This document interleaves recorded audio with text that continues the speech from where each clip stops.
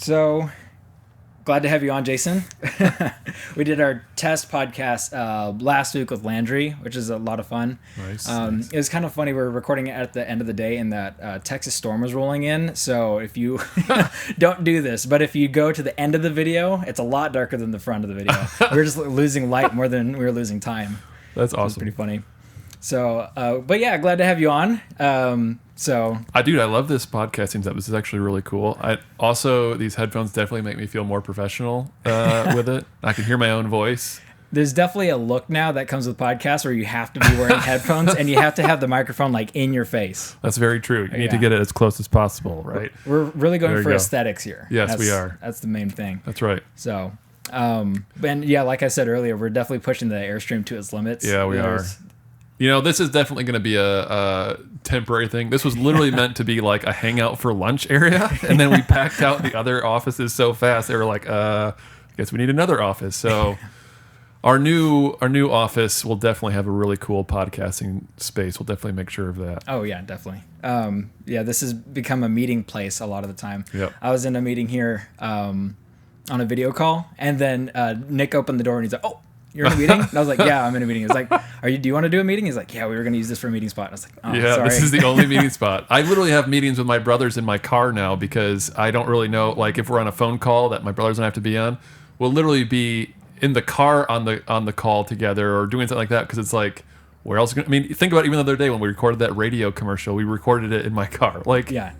you got to make do with what you got, right? Yeah, absolutely. Yeah. Yeah. So that kind of brings us into the main segment of the podcast is definitely talking about a lot of the straps. And Yeah. I'm really glad to have you really sitting down and explaining like the story behind it and then kind of like the ideas behind them.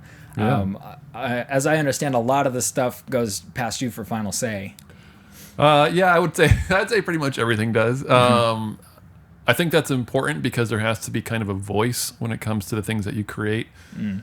We've talked about from the very beginning wanting to create things we wish existed. And because of that, so many of the reminders that we use are ones that we literally wish existed ourselves. They're reminders that we wear ourselves and that we wish we had before they were made, obviously. We wish that we had them, when we needed them the most kind of thing. So, yes, everything typically does end up going past me, mostly now at this point, though, for just kind of a final approval on it and that kind of thing. Because, I mean, in building out our design and our production team as much as we have amazing people looking over. I mean, anything we make literally has, I think, 1, 2, 3, 4, 5, 6, 7 people looking at it before it goes into production now. Yeah. Which is funny because if you really think about what our wristbands were to begin, there's so many spelling mistakes that we've had on old cards or things like that. And since we don't really show what we're releasing ahead of time, we wouldn't catch it. People on our site would catch it, or in our VIP group, for example, they'd catch it and be like, "Hey, did you mean to spell that word wrong?" And you're like, "Yeah, definitely, I did that on purpose." But then what we end up having to do is actually go back and swap out people's cards for them because I'm so fanatical about things being perfect that I always felt bad that if somebody got something, even if it was so minuscule that, there's a test you can do where I guess if all the letters are there, your mind basically reads it correctly to begin with. Yeah, where they're out of order. Yep, And stuff. yep. Yeah. And I've tried to do better at not being so, granular on everything, and really letting the team, pick out the things that they love the most. And I just want to be there more to give advice on the things that I think are important. I think after doing this for 10 years, one of the biggest things that you kind of are able to see is the words that actually do resonate with people, right? Like the ones that are the most meaningful, the ones that you get the most stories about, for example. That's a good point. Yeah, we talk about stories a lot, and I really feel like one of the interesting things about Zox in general is the fact that everything we create has a purpose to begin with. When we talk to our copywriting team, for example, we say, you want to be as precise as possible with the words that you're trying to say. We don't want to provide a lot of fluff. We don't want to provide all this filler content. We want to get right to the heart of the matter and really address what it is, because the reality is that when you're giving these as a gift, if the card that came with them had a 3-paragraph thing on the back of it, people would be like, am I supposed to read all this or what? Yeah. But with it just being something small and easily kind of consumable, I guess, but also memorable, that really, I feel like there is an art to that, right? That ability to really say the right thing at just the right moment. Yeah, absolutely. I mean, it kind of it's interesting to see how many people kind of just like chime in, or we get ideas and run it by people all the time. Oh, what do you think of this? There's so many eyes that see it now, so it's interesting to see that here in the office. I think that's something that especially this year we focused on, because I felt like for me, so much of my time was getting used working on the creative side of it. And I was like, we have people here who are way more talented than me at doing this. I mean, that's what they're here for, is to create amazing pieces of art, and to write meaningful parts of it, right? In the tech side of it. And I think that's a really important part, is surrounding yourself with people who know more than you do, and really allowing it to grow by just cultivating an awesome team, versus it being something of no, I have to do this too, I have to do this, I have to do this, right? Like I love that aspect of it, and the team that we've been able to build out here, because it allows me to focus more on the bigger picture and let everybody here focus on their own little piece of it that matters. Sure. Yeah. Wow, somebody is just flying out there. I mean, one of the downsides of working next to a highway is the cars are just going nuts all the time. So I didn't realize, obviously, until the first day I was here, and then I tried to pull out onto the street here, how busy this road is. And then I found out later from the realtor when we bought this place, he said 50,000 cars a day drive by here. Whoa. Which is insane, because it's not, I don't think it's technically what's it called? Like a ranch road, I think is what the technical term for it is. Which was kind of funny, because I don't really understand the name of this road, like changes as it goes on. Like sometimes it's FM, sometimes it's RR, sometimes it's who knows. But I think that is kind of the fun part about it. And to be honest with you, I think that's what makes me love this space that we have so much too, is as we continue to build it out and actually create like a really cool kind of living space here for people. Not that we're going to actually live here on premises, but having a park or having like a food court or different stuff like that. That's part of the cool part about having 50,000 cars drive by a day, is that we're going to end up getting to meet a lot of our neighbors here as well. Mm-hmm. Yeah. That's actually one of the first things I did when I moved here. I was like, what is the FM and the R? I'm like, what does that mean? It's farm to market and ranch to market. Is that what it is? Yeah, direct roads from farms into marketplaces. Yep. And this is one of the highways way back in the day that used that. That's interesting. It's weird that they keep that. You feel like they'd get rid of that, but I know. like, why would you? Kind of arbitrary now. Is it really that many people going to a farm from here? That doesn't make sense. Well, something that's interesting about the podcast, I don't know if you know, but we actually have a sponsor already. Did you know that? Is it Zox? It is Zox. We are sponsoring our own podcast. That's fantastic. So, wow. Thank you to Zox. Should we plug them real quick, or like, what should we do? Might throw them a bone. Yeah. A quick favor. They're a small company. Yeah, you may have heard of them. But one of the straps I want to talk about today was Prove Them Wrong. And you actually have it right there in front of you. Yes. But as you know, as a viewer, and if you're not if you may have not heard of Zox before, maybe you stumble upon this podcast, basically all the straps that we have little words of affirmation on them, little quick reminders. And this is one that stood out to me when I was putting together the podcast and really kind of like throwing things together and like, okay, what jumps out at me as a phrase? And Prove Them Wrong is a fantastic one. It is. I toe the line pretty closely on this sometimes between proving people wrong out of spite. I was going to say spite. I feel like a lot of times is connected to the phrase proving them wrong. I would agree. Mm-hmm. Yeah, so I try to do it in as healthy of a manner as I can. The first thing that comes to mind when I think of Prove Them Wrong is my dad, lovely person. He was just here today. Just met him today. Yeah. Way back in the day when I was in high school, or maybe it was still middle. No, it was high school. I'm a huge gamer.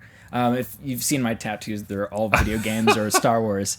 And so I would just like play video games like all day. I worked during the week when I went to school. I actually worked in the cafeteria. So I was like, okay, in my head, like my weekends are also my break from work, there you go. hour I did a day, kind of like small potatoes compared to working like in the real world.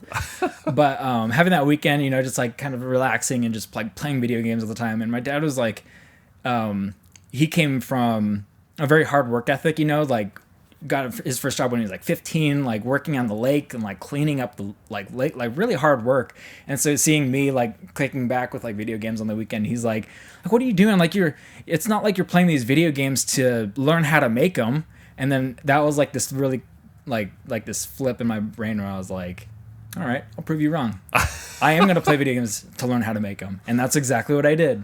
I love that. Yeah, I spent a lot of time. We weren't allowed to play video games or anything like that during the week. And so how I got around that, being on my computer, was to make video games. That's pretty cool. That's how I got very around resourceful. I like that. Yeah, I was like it looked like I was, but like no. This is an engine. I'm like building it. I'm like learning how to build 3D assets and program and get all this stuff working and art and all this stuff. And that was my way of getting around that embargo, I guess, that we had during the week where we weren't allowed to watch TV or play video games or anything like that. It was all school.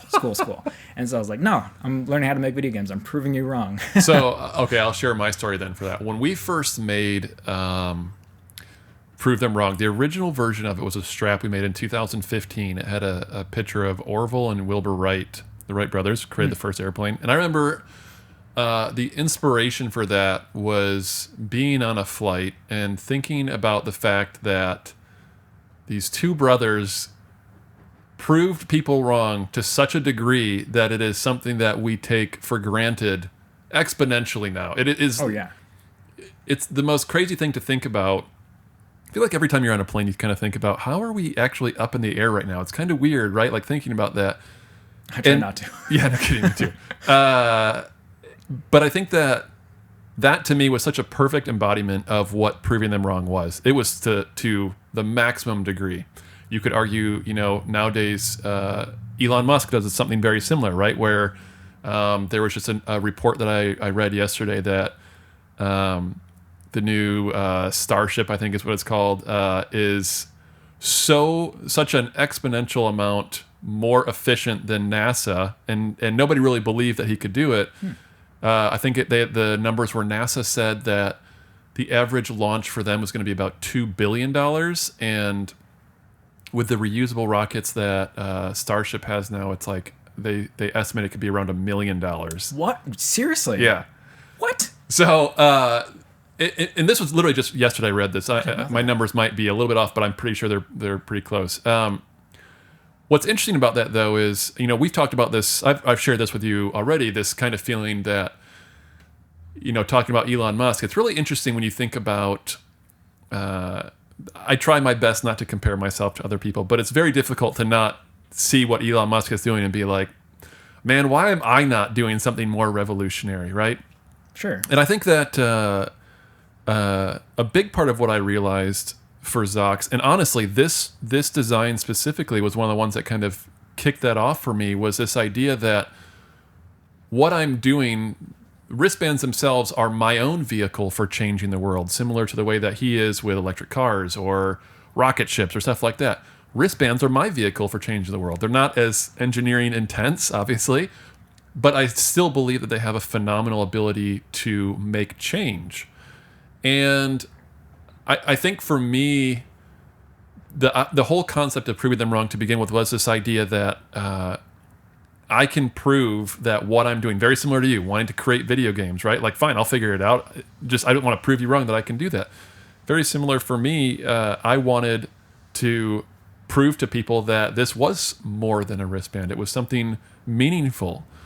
And again, with everything that we design, almost all of them are ones that we wish the sayings existed. My story, specifically for Prove Them Wrong, was when I was 17, I had a Mazda Protege, a little tiny white car, manual, and at the time my dad worked at a Chevy dealership. He was the Corvette expert at the Chevy dealership.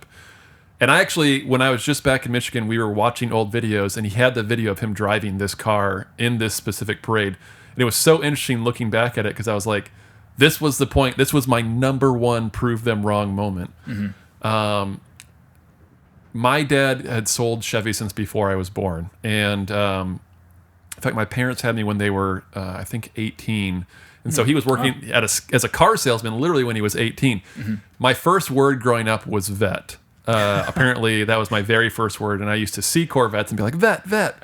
At least that's what my parents tell me. So for me, I had never driven a Corvette before growing up in Michigan. It's very rare to even see a Corvette. You might see like a Grand Prix, for example. Shout out to all my people in Michigan who know what Grand Prix are, because I feel like you don't see those anymore. You definitely still see them in the Midwest.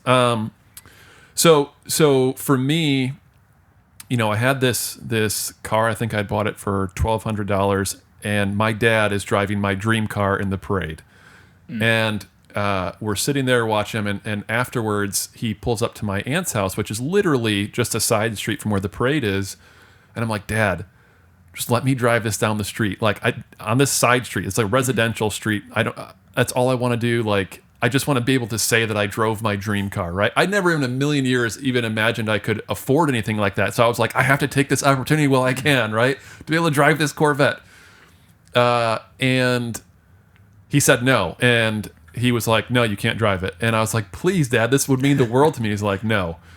And I got so mad, and I was like, I swear to you, I will buy a Corvette before you do. And he laughed at me.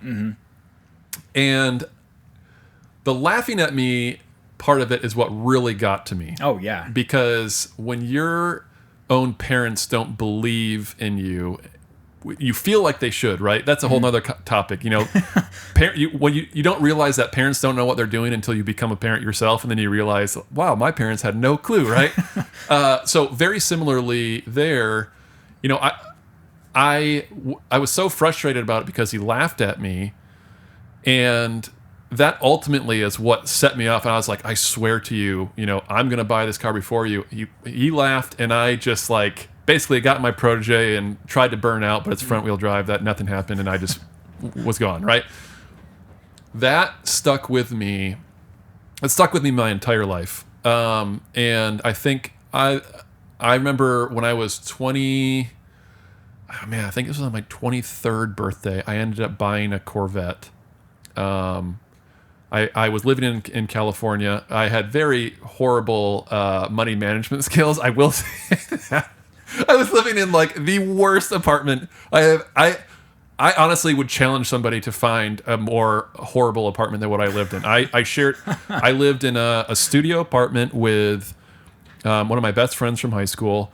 We had a couch that Smokey Robinson had owned somehow. This couch was so heavy that we literally just left it there when we moved out, because it was the fifth floor up in a really old building in Koreatown. And we like to say, I had my dog Kirby there. And then we like to say that we also shared it with 3 other roommates, ants, cockroaches, and mice. We were the only apartment that had carpet in it. And so you would literally watch mice race under your carpet. It was just even thinking about it. It's like, yeah. So I was living, I was sharing this studio apartment when I bought that car. To put it in perspective. So this is just to say, it's not like, oh my gosh, he was doing awesome, right? I literally was so focused on proving my dad wrong that I was willing to forgo everything else just to be able to say, I did what you didn't think I could, right? And I think that, again, we talked about spite, right? Is it spite that actually makes you feel that way? Partially, but I don't think that spite is necessarily all what it is. I think part of it is internal too, right? Proving them wrong isn't for them. It literally is for you. Yeah. There's a very similar kind of correlation with forgiveness, for example. We've talked about that with different Zucks that we've made before. Forgiveness isn't for the other person. It's for you to let go, right? And so very similarly, proving them wrong, the idea behind that for me was this fact that I had to prove it to my dad, but more importantly, I had to prove it to myself, right? Because we have this internal feeling of, man, am I actually a successful person? Am I smart? Am I intelligent? Am I capable? Am I able to do all these things? This self-doubt it's commonly referred to as the imposter syndrome, right? This idea that somebody, even the people in the highest levels of their fields, have this nervousness of, oh, I'm going to get called out. Like, people are going to say I don't know what I'm talking about, right? It's very common, especially in high performers. And I think that that proving them wrong, this to me is what that really embodied, was this fact that I wanted to be able to have this reminder where even back then, that specific story, let's see, of 70, so holy cow, that was 20 years ago. My gosh, I feel really old now. That story was 20 years ago, right? And that is something that I still remember to this day. And that is the power of a phenomenal reminder like Prove Them Wrong. That's why we focus so much on this ability to wear an uplifting reminder or wear something that you want to work on. Just today we released our very first interactive Zox, right? That you guys all worked on, kind of creating a cool platform for. And I think that was so exciting to me because it really hits on the value of that, right? Like the value of these reminders and being something that makes it real for people. And more than just a wristband. Which people do all the time. I mean, we literally heard, I think it was 2 or 3 stories this morning that Landry had gotten about people, using Zox in their life to better themselves and the people around them. And so getting that interactive experience is just another way to get even more hands-on. This is like a very direct, which is why I think we all had so much fun doing it. It's like when we were making all the promo and building out the platform for it, it was just like, we know exactly that we're going to be influencing someone's life in a good way. So it was really powerful. Yeah, I'll tell you a story real quick. When we first moved here, I've shared this maybe on a live stream before. When we first moved here, I drove out here with Emma, our Greyhound, and KJ, our little Chihuahua, in my car. And Kara drove her car up with the kids to Kansas, where she's from, stay with our family, or with her family, while we waited for all of our stuff to be shipped. We used like those pod things or whatever, so it took a couple days. Yeah. And when I was leaving Malibu, that's where I lived before, I got a phone call from somebody who thought that my cell phone number was Zox customer service. And I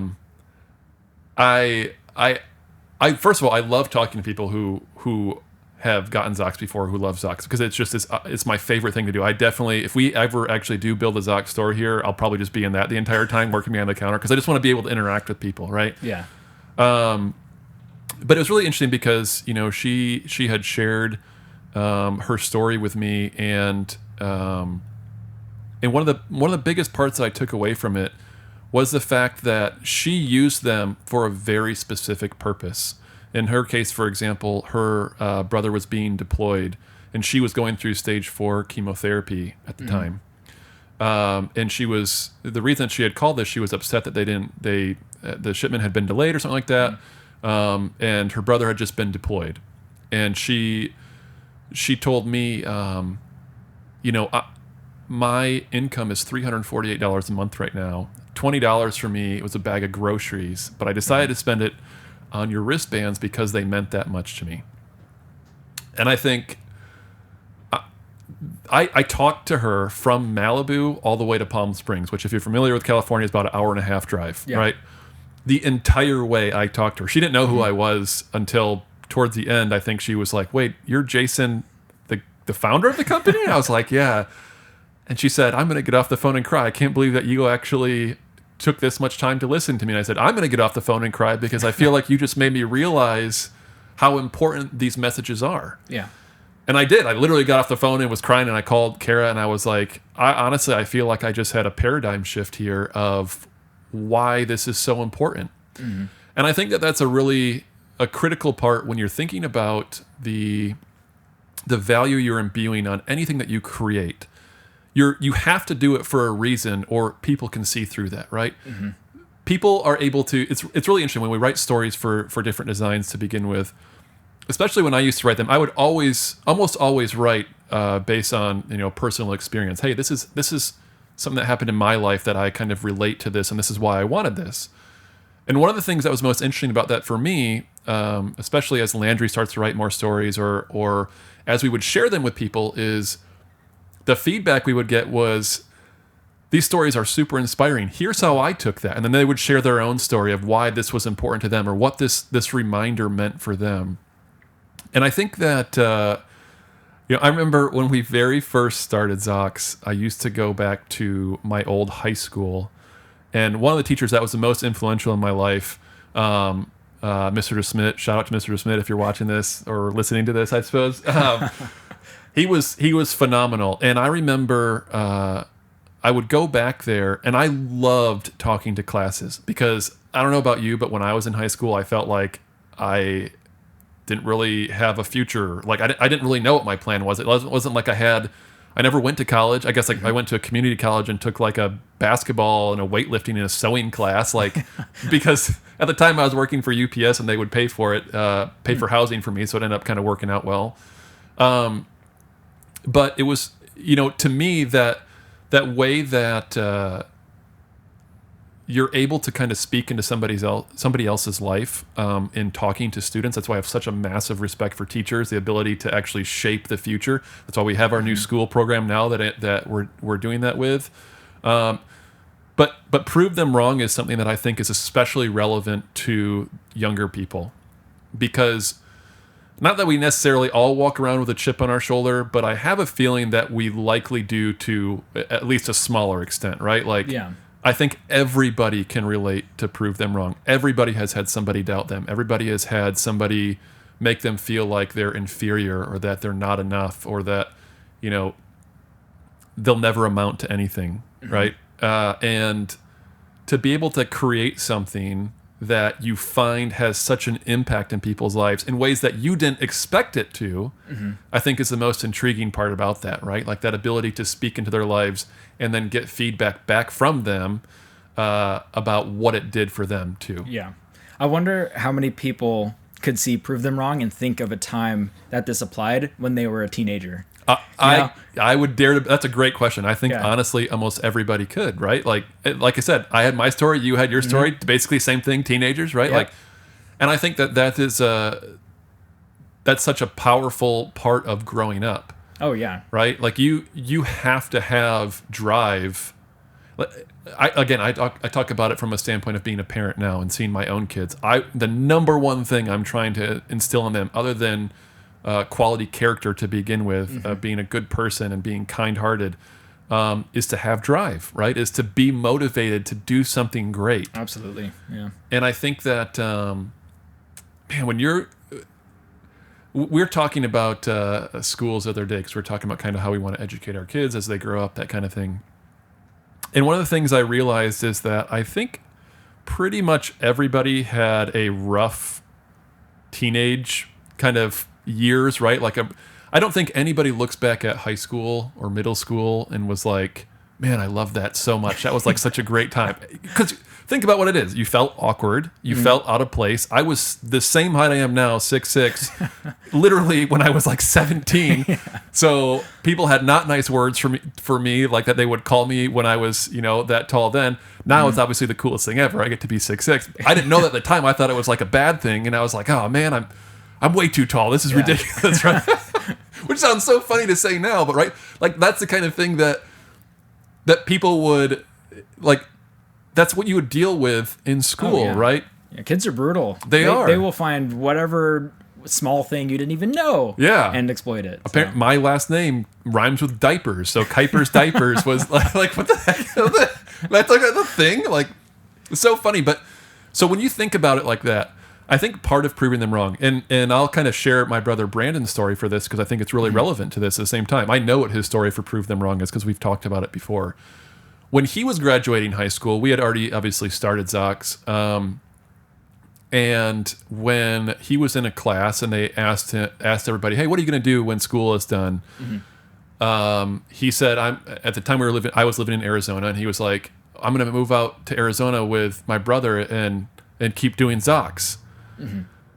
And he said there were a few people in particular who just teased him incessantly about that. Like, oh yeah, congratulations on your wristband company. Good luck with that. Yeah. Brandon moved out. I was renting a room in this house in Phoenix that had a strangely large closet. He literally lived in my closet when we first started Zox. He had a bed in my closet. A bed? Yeah. What? Yeah. All right. It was Interesting. a big closet. It's weird. Phoenix is weird. They build like really large houses. But so anyway, so he lived in my bedroom when he started, right? He is the epitome of proving somebody wrong. You have all these people who are doubting you, who are laughing at you in front of a lot of other people, right? That's what makes it even harder is when you're being called out in front of your peers. Uh, Oh yeah. You have people who are going to U of M or MSU or like, you know, they're going to get their degree in business or they're going to do all that stuff. And there's nothing wrong with college by any means. But I think he felt very inferior because his plan was so radically different from everybody else's. But that gave him that chip on his shoulder, which was, I'm going to prove them all wrong. Yeah. And it's really funny because, I mean, obviously, like I said, I was 20 years ago when I was 17. I graduated, I think, when I was 17. Or maybe, when I was 17. So my 20-year class reunion is actually, I think this year. I don't know. I don't even know if they're going to have it. I haven't ever gone to one. Yeah. My wife was asking me just a couple days ago. She's like, "Oh wait, it actually is your 20-year reunion. Are you going to go back to it?" And I was like, I wonder if they're doing that now. I don't know. if the I don't even COVID- know if that's a thing anymore. But I think the other part of it is what's really interesting about this, and it doesn't relate quite so much to me. I don't really feel like I have anything to prove to anybody. But even with Brandon, I don't think it's funny because once you prove them wrong, you don't need to do anything. You don't need to show off. You don't need to be extravagant or do anything. It's just like because again, it wasn't for them. Yeah. It was for you. For you to go back for Brandon to go back to his class reunion and be like, well, guess what? Zox. Yeah, it is Check big. this out. Yeah. That to me would just come. I mean, that would be bad character, right? Yeah. And so that's kind of I think what's really interesting about it is that ultimately, while it might be seeded in spite originally, I think that if it's addressed appropriately, it really becomes something beautiful because what it's doing is it's ultimately making you become the best version of yourself. Yeah. I think Tony Robbins has a quote, hell on earth would be to meet the man you could have been. Oh, yeah. That's a very powerful. Deep quote. Oh. Yeah, right? It's hard. Yeah, and because what I love about that so much is it is thinking about nobody else but yourself when it comes to who you should be comparing yourself to, right? Yeah. The more you think about that, I literally think about that quote every single morning. What would the best version of Jason be doing right now, right? And so I think what proving them wrong ultimately ends up kind of flourishing into is proving that voice in the back of your head that says that you can't do it, proving that wrong. And that's something Yeah. you have to do every single day, right? We've talked about from the very beginning with Zox that it was so critical for us to consistently improve on everything that we're doing. That is that is a core of who we are. I've shared the story of how important it was. Our very first release, I think we did like $100 worth of sales. And I was so blown away that people were willing to spend their hard-earned money on something that we created. And I feel like I've taken that same kind of mindset of like, I want to keep paying back the people who supported us from the very beginning by making things that are better and better and better. Right. Yeah. And I think that very similarly, we have that need for ourselves to consistently kind of look back on it and do better and better and better every single day, right? Like we talk about growth as a business, for example. The hardest part about consistent growth in a business year over year is that you are literally competing with yourself from last year who was just as hungry as you are now. And you realize that whatever you do this year, the you next year is going to be like, gosh, dang, Jason, you really put me in a hard spot here, right? Like that's what you want, right? Yeah. Because that's how you grow. And I think that's a really important part of where Prove Them Wrong comes into play here. Yeah, exactly. So, there's a close out on the Prove Them Wrong. But yeah, it's interesting that y'all never went to college because I didn't go to college either for any of the stuff. Really? No. That's awesome. And I always thought, I didn't have the money for it. I joined the workforce instead. It was the better thing for me to do at the time because again, I was a hot-headed kid. I just wanted to get out and experience the world. And so I never did it. But I was always in the back of my mind. I was like, should I have? You know, like, should I go and just go part-time and try something? But then there was a thing where like, okay, well, I already know a lot. I'd have to start from the beginning because you can't just, jump halfway, and it's very difficult to. I think college is such an interesting thing. Kara obviously went to a lot of school. She's an attorney. Kind of have to do it there. Yeah, pretty much. But myself and my brothers never did. My brothers have never had another job. I think my brother Brandon worked at like a ice cream shop in the mall part time. Yeah. When we first started, but neither of them have ever really had a real job at all. And I think that the best experience the best education is literally just experience, right? It's just getting in there and trying it. I'm so surprised that you didn't, because I feel like you are so far into this. The stuff that you're creating is so awesome. But that kind of is a testament to it, right? Like that again comes back to Drive, where even though it's not necessarily creating video games, right? You're still continuing to prove I have this ability to do something that people don't think that I have the capability of, right? Exactly. Yeah. And like you said earlier, it's about proving that little voice in your head wrong. And so, I mean, college is a great way to do that, and it's a great way to do it faster. Because it takes a long time when you're just looking at YouTube videos and shooting something and then being like, wow, that doesn't look how I thought it would. And then going and doing it again. Whereas in college, they just teach you how to do it the right way the first time. But it's also a great way to learn how to navigate that stuff. Yeah. That's why we did that Spotify ad in your car, because I knew from failing in the past that cars...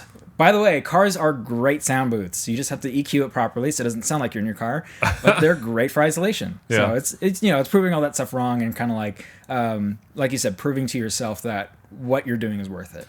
We have another strap called "Be Kind to Your Mind."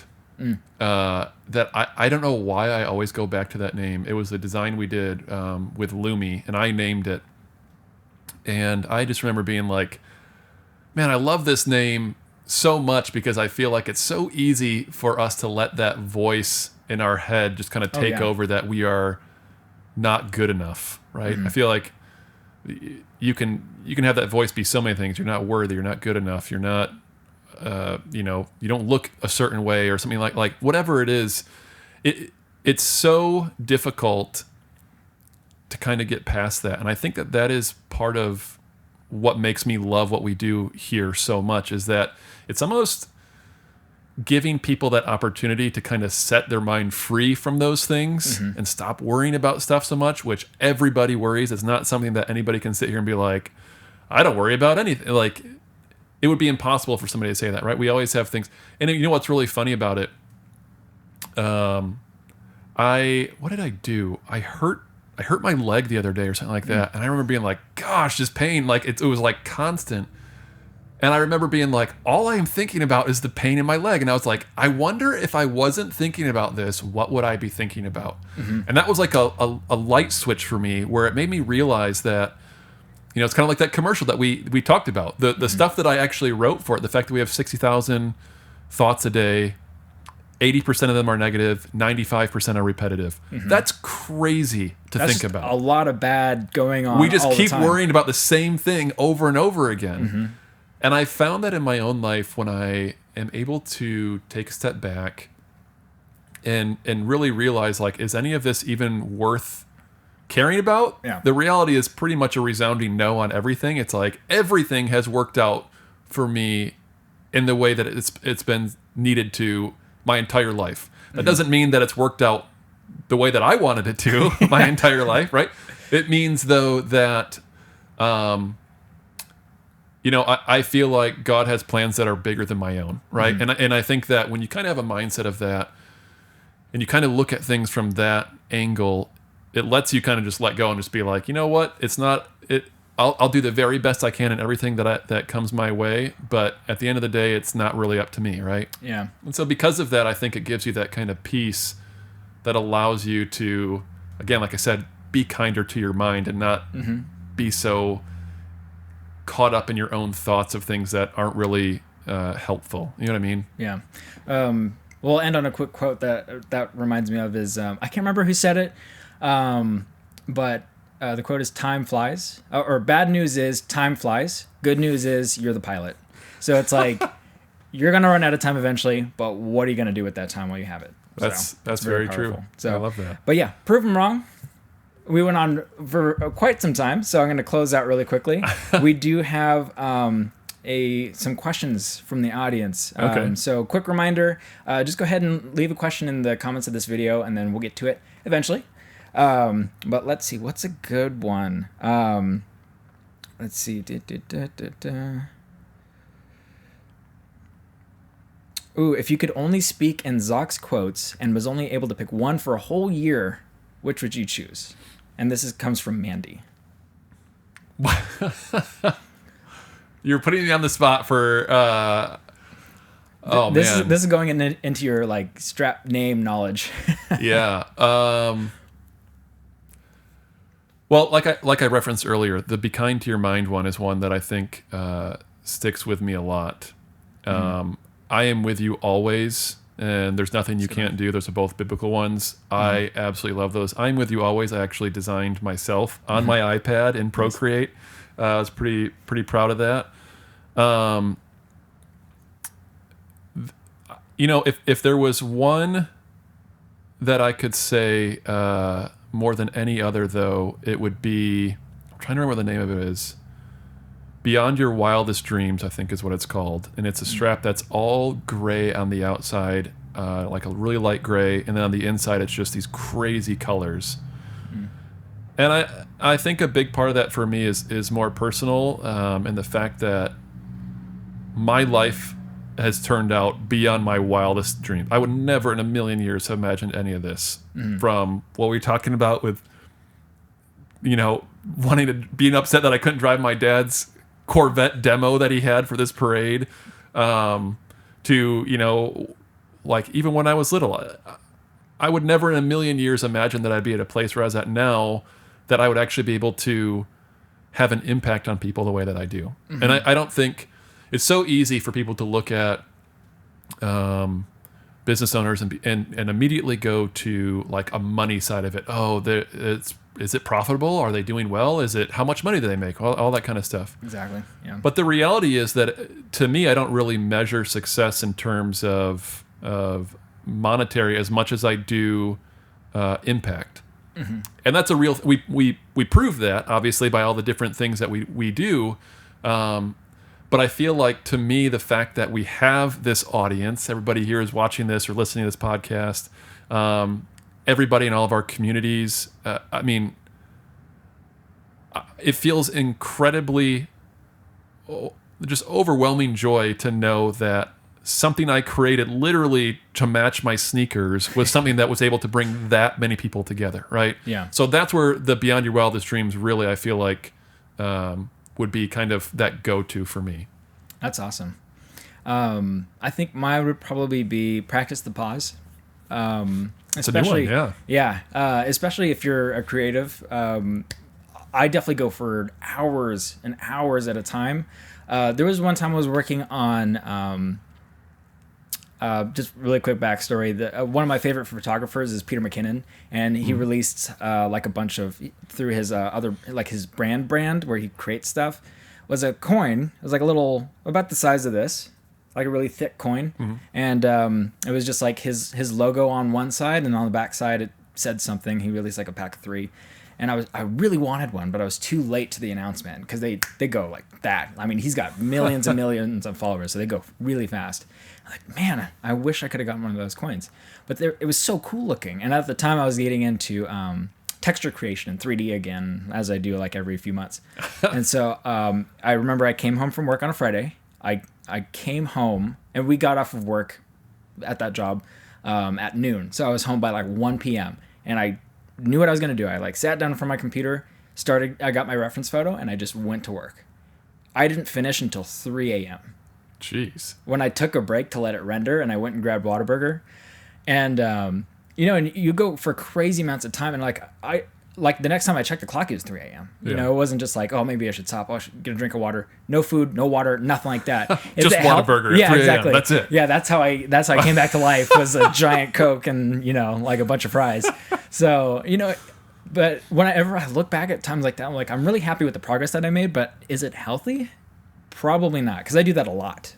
It was even like once a week, where you have to be able to take a second to yourself and step out of that creative bubble a little bit and just kind of like be human again, you know? And I think that's really important, especially when you know you're hungry and you're just like, oh, I'll eat in 3 hours when I remember again. I've been that way more times than I can count. When we first started Zox, I had a full-time job as a VP of marketing for a shopping cart software company similar to Shopify, which we use now. And I would go work out every morning at like 6 a.m., go to the office, work till about 6 p.m., then come home and work on Zox from basically whenever I got home, 6:37 till 1, basically every morning. And you're right, there is something to be said about not taking a minute for yourself, or not taking time to, obviously, like the strap says, practice the pause, and focus on your own well-being almost. I mean, I literally was just, I'm the perfect example of this. I literally was just out in Hawaii, and Kara bought me a ticket to fly back early because she was like, I can tell you're just anxious and you want to get back to work. Just go back. I spent 6 days out there. Everybody else was spending, I think, about double that time. But she literally booked me a ticket back earlier than my original ticket was, which was already early, because I'm that exact same way where it's just like, I have stuff I want to do. I can't relax when I have things that I want to do. But I do think that I at least can applaud myself a little bit because I did practice the pause and at least went on a small vacation. Like I'm happy that I at least got somewhere with that, right? That's true, yeah. So, but yeah, awesome. We are way past our time, but I think it was such a great conversation. So you can't just put a pin in that. It's true. So, but thank you everybody for watching. This is coming out on YouTube, the video version of it. For blog subscribers, it comes out on Mondays at 8 a.m. And then for everyone else, it comes out on YouTube and Spotify at Friday at 8 a.m. So just keep on the lookout for those. Remember, ask us your questions down below in the comments, and we'll get to them at some point in the future. And thank you so much for tuning in. Thanks, guys. Thanks, Jason. See ya. Bye, guys.